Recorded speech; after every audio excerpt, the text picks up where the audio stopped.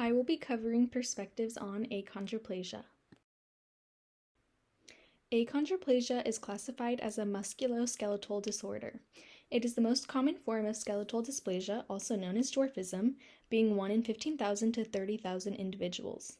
Prenatally, while a fetus is undergoing the basis of its development, cartilage forms as the makeup for skeletal bones. However, in individuals with achondroplasia, this cartilage does not develop further into bone in the extremities, especially the upper arms and legs.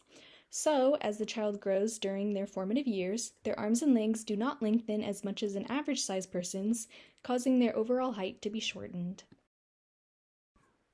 Now, this is caused by an inherited genetic mutation, specifically in the fibroblast growth factor receptor type 3 gene, causing active signaling within the body to inhibit growth. This occurs either from DNA passed down from an average-sized parent with a spontaneous mutation in their DNA, or from a parent who has achondroplasia already.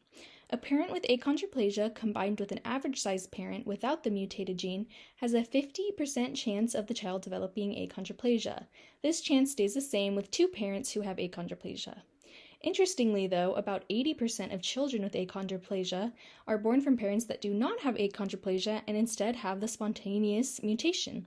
This is also more common in older fathers. Now, individuals with achondroplasia are most often diagnosed as young infants and sometimes even in utero. An individual with this condition does not necessarily have all the following characteristics.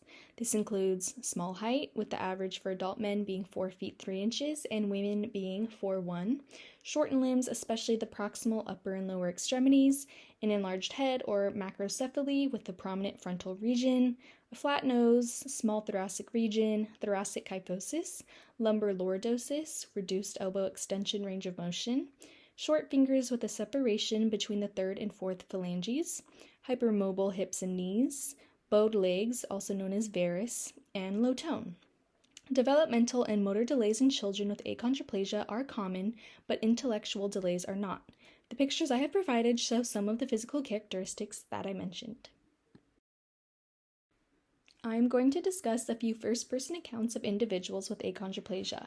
First, I found Rachel Worley on the social media platform TikTok. She highlights normalcy and educates the public on how individuals with achondroplasia are just like everyone else, regardless of appearances or adaptations. She posts a lot of family content with her husband and 2 kids, as well as disability visibility. Some examples are explaining why certain terms are seen as derogatory to her community, how she adapts daily activities to fit her stature, and tells accounts of others excluding or pointing her out.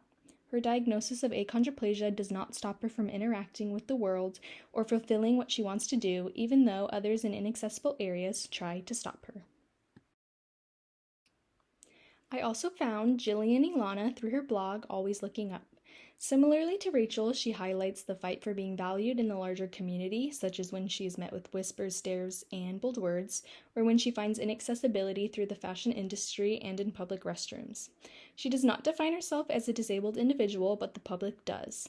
She has found ways to independently take on the endless tasks of adapting and modifying, but she is now fighting back and highlighting the ways the world around her is exclusionary.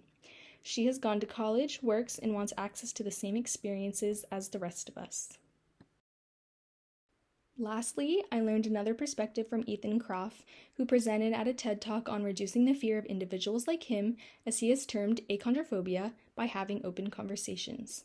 He too discusses the need for normalization and that differences do not need to be scary. He is a husband, a father, and has a meaningful job as well. He is not an anomaly, even though others sometimes treat him as one, such as being asked to come to a party as a caricature. He has also found ways to adapt to a rather inaccessible world. These 3 individuals have a lot in common. They all come from average-sized families, do not see themselves as their disability, have loving parents that nurtured them to be brave when they were children, and have learned since they were small to deal with the stares and remarks from the public. Additionally, they identify as advocates and personal adapters of their environments through things such as stools, hemming clothing, and pedal extenders for their cars. However, they all are so much more than their diagnosis. From learning about first-person perspectives of individuals with achondroplasia, specifically Rachel, Jillian, and Ethan's stories, this has made me realize how narrow the world view still is regarding people with visible differences.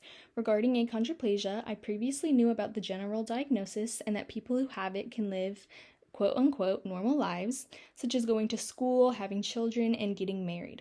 However, I now know that they often must incorporate various adaptations that they do to make living more accessible, and that there are still a lot of physical barriers and social stigma that is put on them.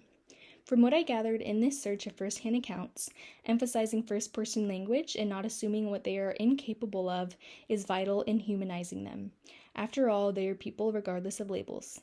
I feel more comfortable with this diagnosis now because of these individuals' hard work in destigmatizing it and being vulnerable about the regular reactions they receive from people who do not want to understand them. Differences should be celebrated, not condemned or othered. Moreover, this project has also helped me inform my future clinical reasoning.